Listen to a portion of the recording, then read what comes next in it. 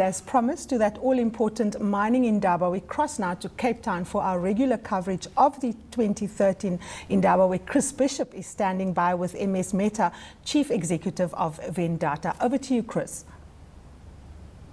Thank you very much, Karima. So welcome back to the third day, a very busy day too, of the Mining Indaba in Cape Town. Now what we're trying to do here is to get some sort of sense on where investment is going in mining in Africa after all the talks and all the presentations of the last 3 days.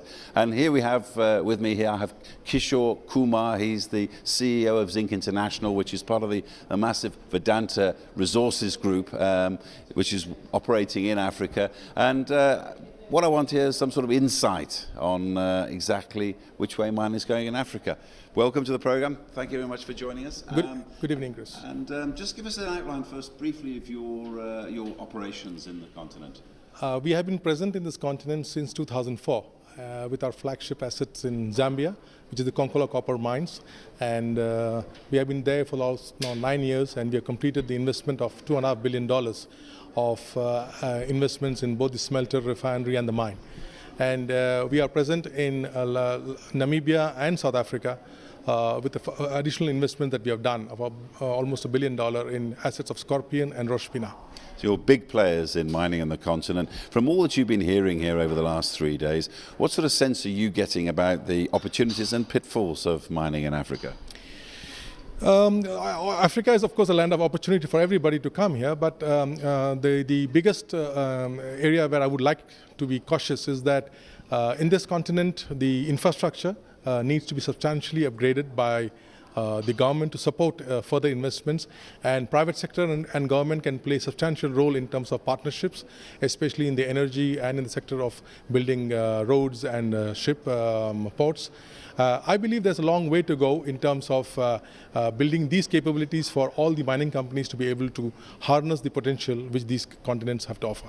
One of the issues that's been prevalent here over the last few days is that a lot of companies like yourself appreciate that you're going to have to contribute more and more into the government coffers in the countries that you operate. Have you factored that into your business?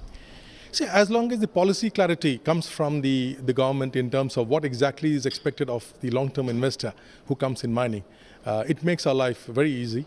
But these, the kind of responses that come now and then without complete clarity makes our life very difficult in terms of appreciating the project viability.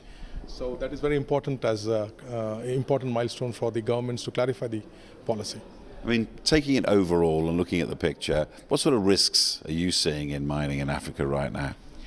The risks largely come from the capacity to keep operation at low cost, and therefore the scale will become very important for the mining companies to manage, followed by skill and competency development for the respective mines in terms of upgrading the labor and the skills and bringing productivity as one of the tools for managing operations. And finally, the government's coming clear in terms of giving us guidance on the policy level interventions. And what about the great power problem that everyone's talking about? Every mining operation is getting short of power on this continent.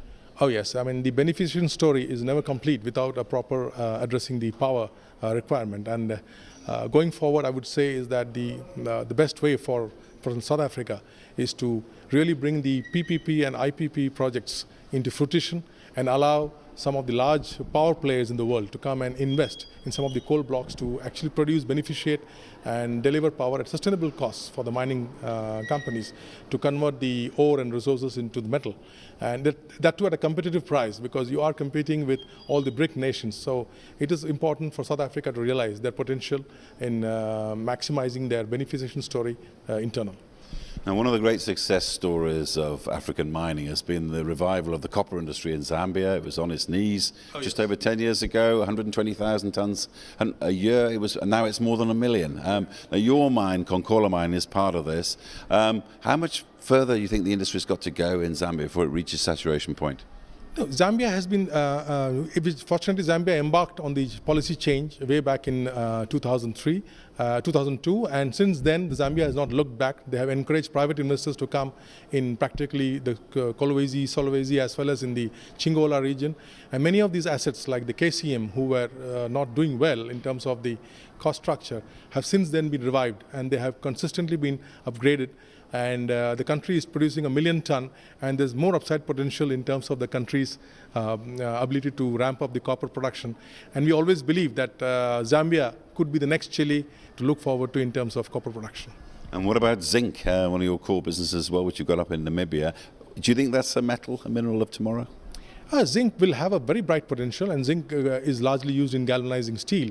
So we firmly believe that the African continent, between Scorpion Zinc in Namibia as well as Black Mountain, we have a significant contribution to make to the world supply. And in the next 3 to 4 years, large mines are coming under closure, especially Century Mine in Australia, and then you have the Brunswick and the Lisheen mines in Ireland, with a closure capacity of 1 million ton coming in the next 4 to 5 years, ramping up Humsburg in Northern Cape and Scorpion Mine to a higher capacity would be which we'd like for us to do.